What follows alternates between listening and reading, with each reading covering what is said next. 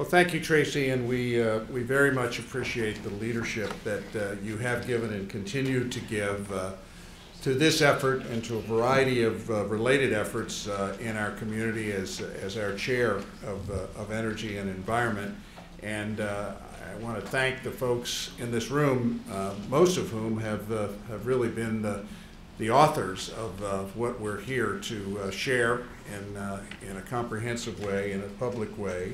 I think it really bodes well for not only the quality of life of our region, but the economic competitiveness of our region. As you know, the framework in which we have discussed what we call the Climate Prosperity Project is an economic development opportunity that is directly tied to environmental enhancement.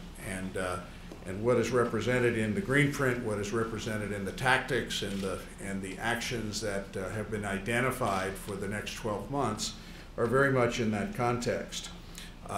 Just to set a little bit more context in terms of the policy environment in which we have been pursuing this project, the RCGA board spent the better part of 2 years back in 2008 and 2009 reflecting on a number of trends and issues that were at work, not the least of which was some major changes in the global economy.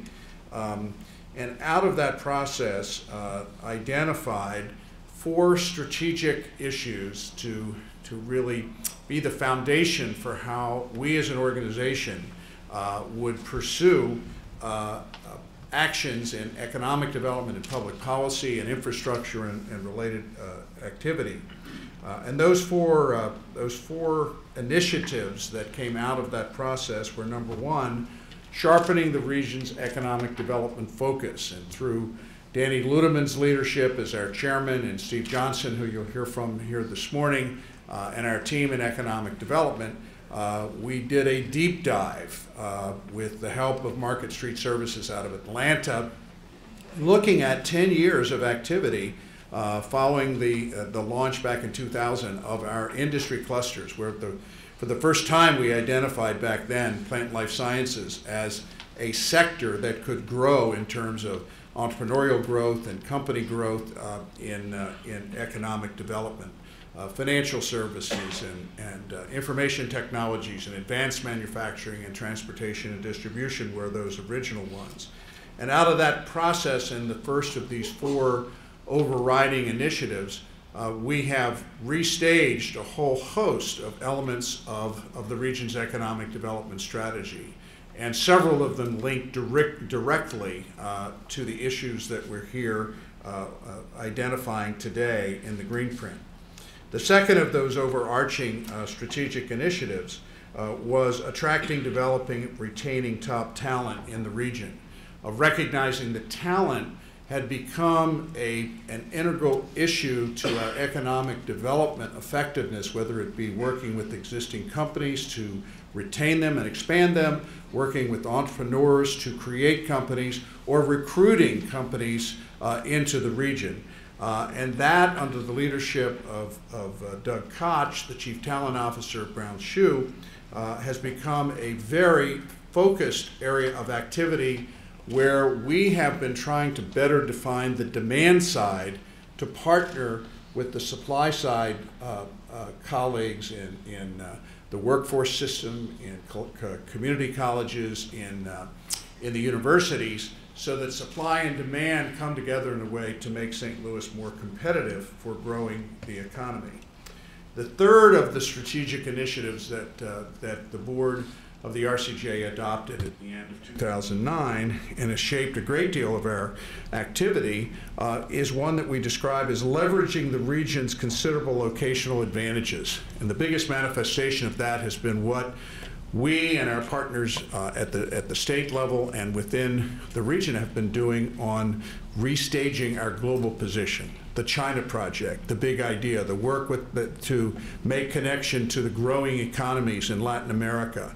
The whole effort of Eritropoulos was and is predicated on that third initiative.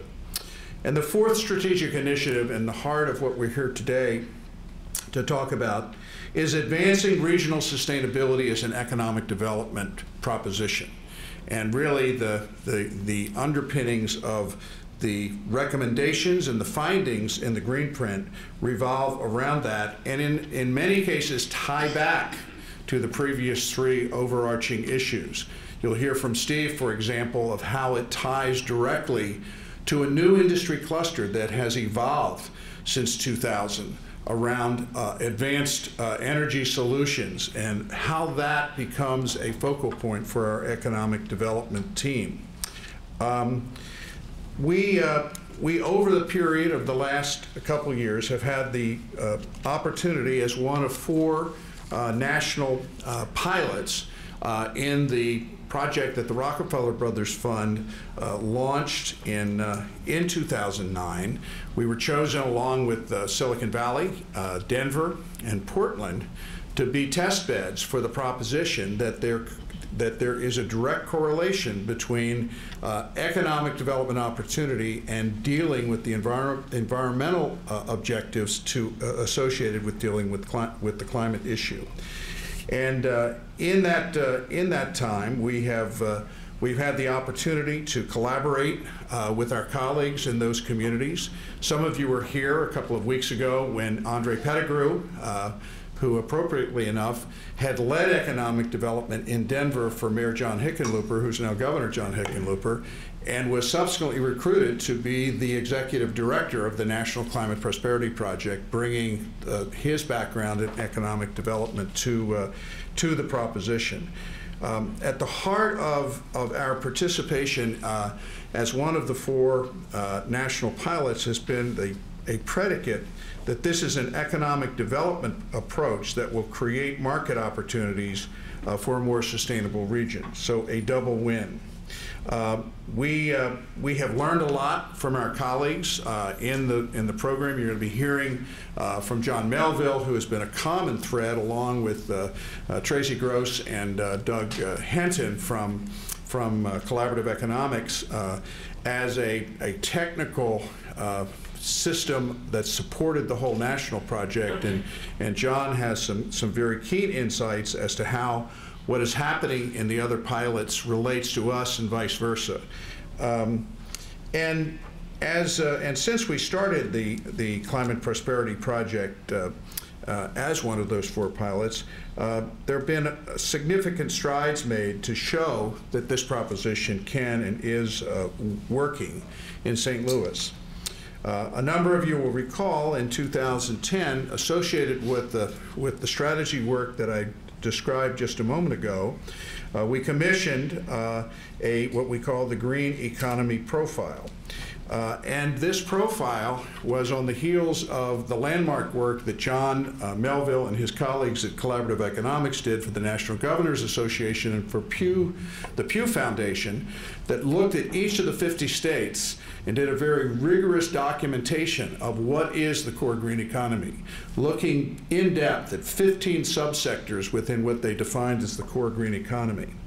And in the process that they undertook for us here, in the summer and fall of 2010, they identified an already strong base of some 9,000 core green economy jobs in those 15 industry sectors, such as air and environment, energy efficiency, water and wastewater, recycling and waste, to name a couple. This core green economy is growing at a much faster rate than the overall economy in the nation and the region. And we were proud to discover, when I first read the draft report, I thought it was a typo, that in the same period of, was it 1995 to 2009, that the economy in the core green sector here had grown at 54%. And using the same methodology, slightly larger base, I think around 14,000 jobs in Silicon Valley versus 9,000 here, their growth rate had been 53%. So St. Louis during that period actually was growing slightly ahead of Silicon Valley in green jobs. Needless to say, the market didn't realize that. Also in 2010, we partnered with a unique coalition of bi-state metropolitan workforce investment boards to complete, at the beginning of this year, the Green Labor Market Information Project, the Green LMI project, which has helped to align our region's workforce with employer demands for the growing green economy. And this was another example, I think, of the kind of organic response that can come out of the issues that are outlined in this Greenprint.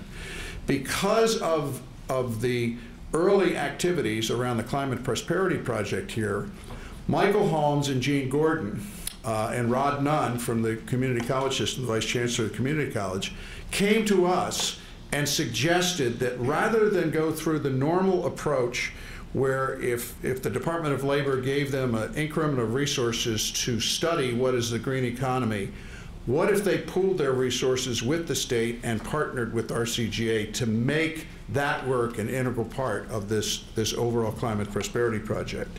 And the results of that were very, very positive in terms of what we were able to do together.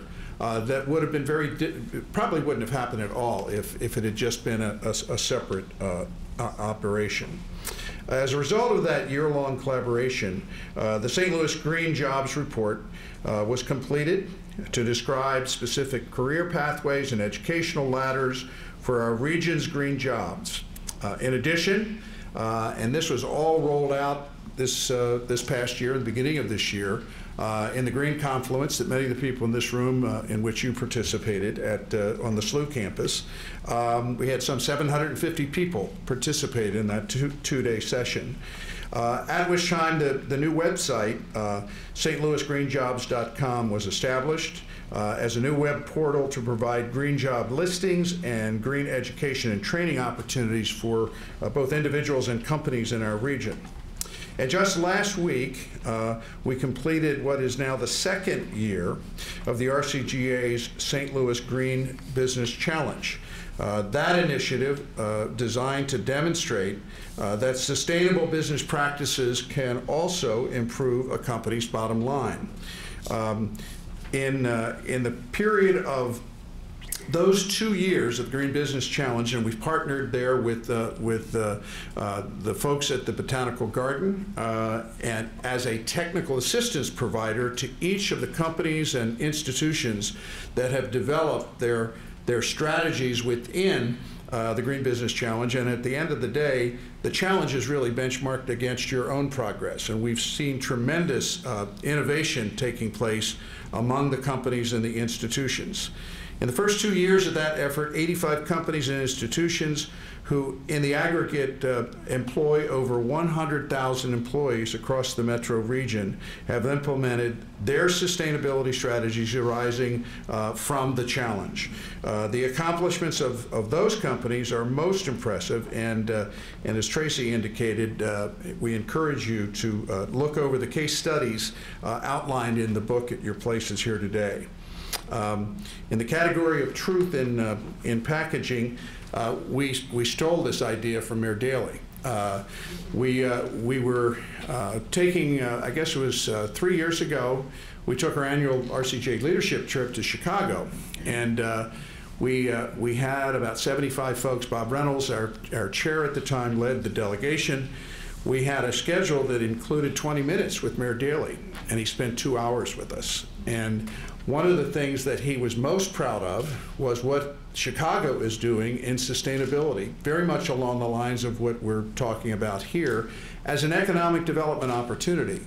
And it turned out that the mayor had challenged the owners of a number of the major office buildings in downtown to do something akin to what we ultimately have crafted as the Green Business Challenge. So we took the idea one step further and made it not just associated with individual buildings, but doing it for the whole region for companies and organizations and individual operations that in the aggregate are really doing some fascinating work on sustainability. So today marks, we believe, another significant milestone in the St. Louis Climate Prosperity Project, namely the completion and the sharing of the St. Louis Greenprint 2012. This Greenprint represents the work of more than 80 representatives of area businesses, educators, civic organizations that have been on working teams throughout the year. Our partners in government, in cities and counties. In fact, the mayor was just here this morning, and Steve Elman was just here this morning. Charlie didn't make it this morning, but he's been very, very active in this, I know, and supporting your efforts. But we've had great working partnerships with our colleagues in the public sector in the development of this Greenprint, and we're grateful for that as well. And finally, in that regard, I'd like to thank the many volunteers in our Greenprint working teams for devoting many hours to the mission of St. Louis becoming a greener region and really moving forward in the areas that we're outlining in this report. Let's give the folks a round of applause for the work that they've done.